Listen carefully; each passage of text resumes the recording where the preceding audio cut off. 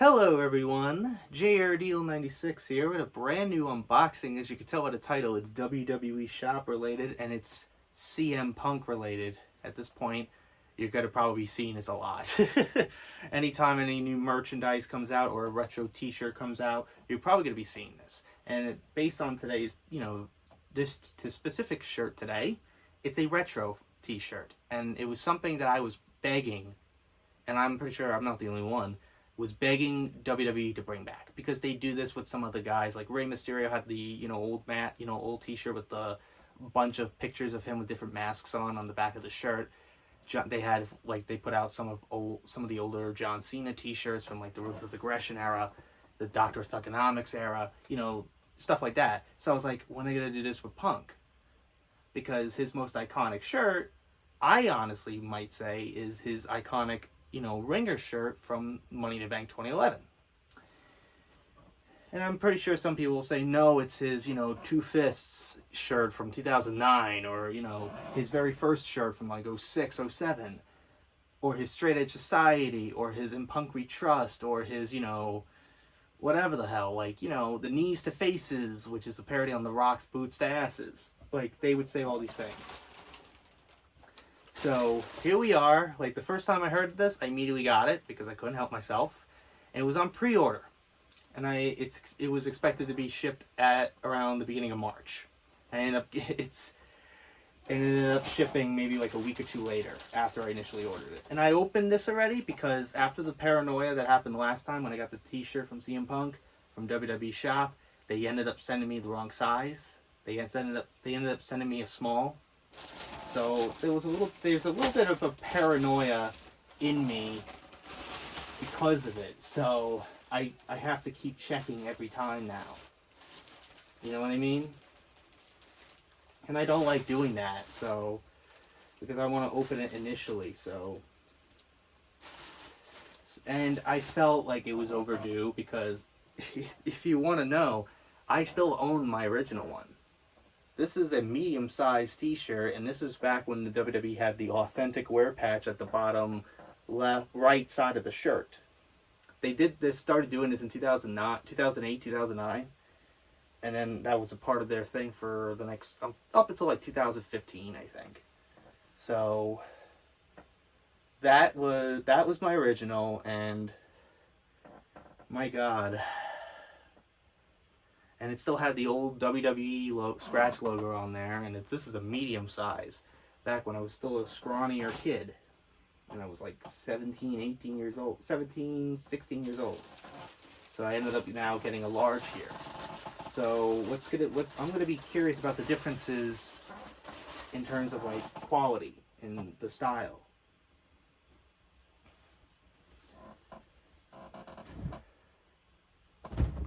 Oh, wow, okay. It seems to me, here is the classic CM Punk Best in the World t-shirt.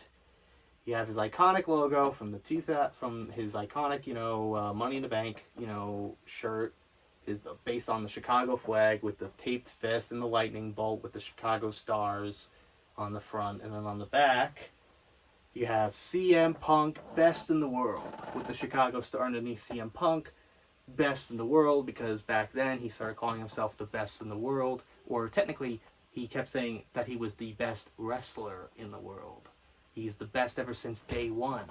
Paul Heyman saw something in me that nobody else wanted to admit. That type of thing. So one thing I've noticed, I don't know if it's because of the t-shirt size or if this is a thing on the printing process now, but it seems to me that the CM Punk logo is slightly smaller on the new one compared to the this one. It's a lot smaller compared to the original. And the only other big difference is that the authentic patch that would usually be here is not, because WWE doesn't do that anymore. So pretty interesting stuff here. You know what I mean? So pretty interesting, fascinating thing to think about here. And it's it is worn out. As it's not as worn, like the black portions of the shirt is not as worn out as the original one. It's not as worn out. It's probably because it's brand fucking new. But I don't recall it being this pristine back when I got it initially, back in 2013. That's how long ago I got that shirt. It was like around this time of 11 years ago. Back during my crazy John Cena phase. That I don't understand why I was in that phase.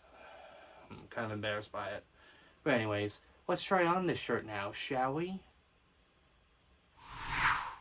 So, this is what the shirt looks like. Very nice. I feel like the quality on the shirt is slightly more, you know, higher in terms of like the shirt quality. But yeah, I could definitely tell that the logo is slightly smaller on this one compared to the original that I got. I'm not calling that a bad thing, but I kind of understand why. Printing process is probably slightly different now compared to back then. Maybe it's because they're kind of partnered up with Fanatic. So I don't know, maybe it's Fanatic. Then again, it's them and Nike that like to, you know, butcher the hell out of the new baseball jerseys this year. Instead of, you know, actually put stitching, hand embossed stitching, you know, of the logos. No, it's just print. You know, steam print them on. Laziness. That's really what it is. No wonder why I've hated the Nike, you know, MLB jerseys. Like always hated it, because it's like you don't need to put your stupid freaking check marks like right in front of everything. Imagine if WWE had those. How annoying that would be. That would be very annoying.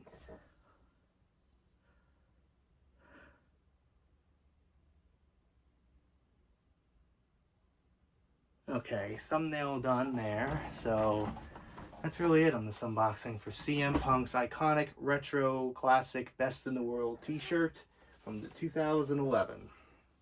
So if you don't know what I'm talking about, I don't know if it's because of the medium size shirt or if it's just a different printing process. I have no idea, but it's very interesting that the logo is a lot smaller and somewhat more lower. Like, even you notice how high up the logo is? Like how higher up the logo is compared to this? It's slightly lower now. It's kind of similar to the AEW one. And I know I have to always, you know, make that comparison, but you kind of get what I mean. It's kind of like almost similar in size to the AEW one. Not a bad thing. Like the AEW shirt, you know, that initial Ringer shirt that he had was really good. Fantastic. But, you know, I don't know, maybe it's a different, you know, printing process and stuff like that. So I have no idea. It's the only nitpick I have, but, you know, if you wanted to have like kind of wrap around their, you know, body a little bit. That's what I liked about the original one with CM Punk's.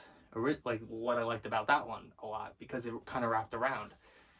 So it's an only nitpick I have, but overall I'm just happy that I have a, you know, slightly bigger, you know, size, you know, shirt of this. But speaking of AEW, I don't know when the date is, but I think it's in March, almost in the middle of March. AEW Dynamite is going to be having a show in Boston, Massachusetts. It's called like Big Business or something like that. I have no idea. And one of the posters had the word boss on the side. And knowing who's the only one I know that would be called the boss, Sasha Banks or Mercedes Moné or whatever the hell her fucking name will be at this point. I do know her real name is Mercedes, so that's, I kind of understand why, because Sasha Banks is technically WWE trademarked, so that's fair enough. But it's so funny that Sasha Banks, you know, she did what Punk did, walked out on the company. So it's kind of similar. And Naomi too, don't forget, Naomi did the same thing. Both her and Sasha walked out almost 2 years ago. My God. And it's so funny that Naomi went to TNA, became the women's champion, had a good run over there, and then she, you know, eventually lost the TNA women's title to Jordynne Grace, and then Naomi ended up coming back to WWE. Fans were so happy to see her. And I was happy to see her too, because you know what, like, different period because it was still under Vince. So you kind of felt, happy for her. But Sasha is kind of like, I'm still calling her that. I know her name is now Mercedes, but I've known her as Sasha. So don't forgive me. Forgive me here. So Sasha is a more interesting thing. She went to New Japan back early last year. She had that little feud with Kairi Sane. She became the New Japan Women's Champion. Then got hurt. Broke her ankle or something like that. I don't know what happened. But then she just disappeared. It was like she was there for a cup of coffee and then she was gone. And then I remember seeing that she had a little bit of a tense little argument with a fan at the Comic-Con. I could tell that she's pretty arrogant. Like, it's something about her. Like, I don't know. And I remember, hearing, like, what is it, the girl that is with Sammy Guevara? Because I remember there was a controversy with Sammy Guevara about some raunchy things he said about Sasha that got him into trouble and suspended for a few months by AEW back in 2020. So it's kind of ironic. I think it was that girl that, I forgot her name. I'm sorry. She threatened to bitch slap her the second she decided to walk into AEW. So I wonder how that's going to go down. But here's another thing. AEW is struggling with attendance. It's pretty obvious. Lately, they've been in venues that are like 10,000 seats, and they're only getting maybe close to 2,000, 3,000 people at least. And the venue where they're having this show in Boston is gotten around almost 6,000 at this point. I don't know. Last time I checked, it was close to under 6,000. Pretty close, which is decent. Pretty decent.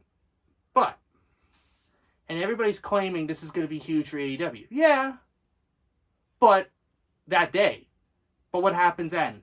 What's next? What is that momentum going to continue? Or are we going to still go do the, my under 2,000 people every week with the viewership going down? And the viewership has been abysmal on Rampage and Collision and even Dynamite. Dynamite can't even hit 1 million. I think this week, at the time we're recording this, will be 1 year of no million views, full initial ratings. And I still don't understand why, people give a shit still about ratings these days. But, that's them, and they have their priorities, and I understand that. But to me, I just find it pointless to, look at ratings and go, oh, that's a good thing. Oh, they got over 800,000 viewers. TNA started it back when they were getting 0.8s. Then it changed to 800,000 or 80,000 or 100,000. And now it's happening again now with tickets. And now we're hearing 2,900 tickets distributed instead of the 3,000 tickets, sold or whatever, whatever the hell it is these days. So I'm saying, I'm just going to make this point here. Do you think that bring in Mercedes, bring in potentially Okada or Jordan or, Julia or Camille or whatever, if you think that they're going to bringing them in is going to help the viewership? Because they bring in Dolph Ziggler, they bring in a few guys from ex-WWE guys, Mustafa Ali, they bring a couple guys to TNA, and TNA still has abysmal ratings. No wonder why Scott D'Amore got fired. So you think that bringing Mercedes, because then she's got to be thrown into the mix with Toni Storm, Deonna Purrazzo they just brought in. You can't, you're going to have a much bloated roster. You have such a bloated roster. Tony Khan doesn't want to release anybody. But you got to do that at some point because there's going to be a bunch of people that now the morale over there is absolutely abysmal and people are hating it. Why is that? It's probably because most people are not being used. Because there's a lot of more priorities for a bunch of, young bucks, EVPs, and shit like that. who like the victory lap around and shit because they got rid of CM Punk. Well, how about them apples with 800,000 viewers? You got rid of the cancer, but also a lot of your viewers. Good job. But I know CM Punk got hurt. He's old. Like, that happens to everybody. Come on. Trust me. But it's just very, like, it's very tribalistic with the fan base. And that's why I try to stay out of it. But it annoys the hell out of me when they don't care about storyline. They think it's all long-term booking. But it's so funny. It's very funny that, they rely on cagematch.com or cagematch.net, whatever it's called, which is a website I've been to a couple times when looking up other wrestlers, and stuff and seeing their ratings. And whenever with shows, they always have a rating super high up, AEW, because Tony Khan would rather care about the ratings, the star ratings on Cage Match and what Uncle Dave gives him, instead of actually caring about how to better the product, because AEW is becoming exactly what WWE was years ago. As sad as that sounds, AEW was the alternative. It was a great alternative at the time. But WWE has now leapfrogged them in terms of business. Look at the stuff they're doing now. They're having shows outside of the United States. They got freaking Elimination Chamber in Australia. They got Backlash in France. They got a show coming up in Germany later in the year. And I wouldn't be surprised. Oh, I would laugh my ass off because they want to claim that they got the biggest crowd ever at Wembley. Imagine the record-breaking crowd they might get if they bring fucking WrestleMania over there. If they bring WrestleMania to London, oh my God, I would not be surprised if they got 90,000. I wouldn't be surprised. Because London has been clamoring for a WrestleMania ever since the very first WrestleMania. And I think they deserve one. I think it's better that way. Because we have seen how we can handle it on Peacock and shit. Like, we can understand, even though it's kind of it's kind of fun and hilarious that people are complaining about the fact that I have to get up at 5 a.m. for Elimination Chamber. But I'm like, well, you asked for these things, you got them, but you still bitch. But anyways, I'm getting off on a tangent. Enough of my tangent, but that was just what I have to say. I think it'll be good for AEW initially when they bring in Mercedes, when they bring in Sasha, but what do you do afterwards? They're trying to recreate the magic they did when they brought in CM Punk, when he was brought on that random episode of Rampage that got over 1 million viewers, and they never reached that viewership ever since. So what happens? Because you'll get a boost initially. You'll probably finally hit that 1 million mark. But afterwards, it's just going to go back down. You got to keep that momentum. And they always squander that momentum every fucking time. I am sorry. I'm trying to look out. I want to see them be better. This is not. And especially how they like to sweep the whole allegations about Chris Jericho under the rug. And just, push it aside like, we're the safest company in the world. And then, you see people like Jon Moxley get spiked on his head. You see, Adam Cole literally, jump off the ramp and break his ankle. You see MJF wrestling with a torn labrum. And then you see Bryan Danielson working with a broken orbital bone. You call that the safest company? I'm sorry. So I think AEW needs to improve. They need a guy like a Triple H like guy, or maybe a Scott D'Amore. Like, let's say if Scott D'Amore goes to AEW, he might be that one guy that Tony Khan needs to anchor him to improve the product. You know what I mean? Like, he needs that kind of guy to help out with AEW. And if they do that, I'm pretty sure AEW will be better. You don't want to see them go out of business. You don't want to see them lose their job. I don't want to see that. But I just want them to be better here. That's all I'm saying. I'm not trying to be, and it may sound negative, and I'm just being more of a, I'm critiquing, and I'm just giving them, favorable criticism here. That's all. Don't take this in any negative way. I'm just trying to give you advice. Trying to give them advice. Be better. instead of this, instead of acting like children and pretending everything is fine, look at the problems, fix those problems, and you'll be better. End of story. Get rid of the buckaroos. Get rid of the backyard wrestling bullshit, and actually create better stories for your freaking product. That's all I'm saying. Anyways, enough rambling. I hope you guys enjoyed today's unboxing. We have another wrestling related unboxing coming up, and that's the Rey Mysterio masks. So be on the lookout for that at some point. Don't know, if they bring out another retro T-shirt of CM Punk, I might buy it. But also, I gotta look forward to the wrestling convention I'm going to in March, for a big event, EXE or whatever it's called. I'm looking forward to that. So I'm meeting MJF, I'm meeting Tori Wilson, and I'm meeting Sky Blue, but I also want to meet Kelly Kelly and Kurt Angle, so I want to try to do that. So, anyways, hope you guys enjoyed today's unboxing. If you did, hit the like button, subscribe, share this video with your friends. Be sure to ring that bell to be part of the notification squad. Be sure to check out my Instagram because I make cool hits of Markiplier, Jacksepticeye, even myself. Artists and actors and cosplays on there, so go check it out. And be sure to check out my Tumblr and my Discord in the description as well. So until next time, JRDeal96 signing out, and I will see you guys in the next video. Peace.